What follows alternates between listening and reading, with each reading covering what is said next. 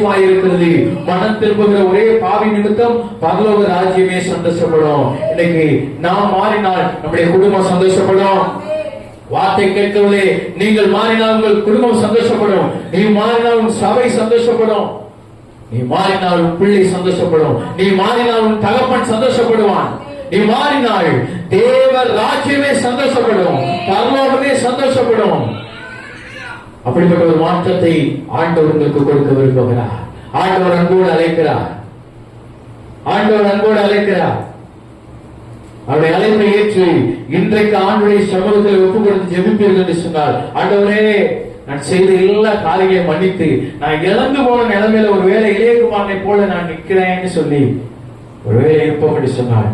இந்த நாளிலே இழந்து போன அத்தனையும் ஒரே நாளிலே அவனுக்கு கொடுத்தது போல இன்றைக்கு நமக்கு கொடுக்க ஆகியான ஒரு மூடுதல் இருக்கிறார். பெண்களை மூடி நாம் ஜெபிப்போம்.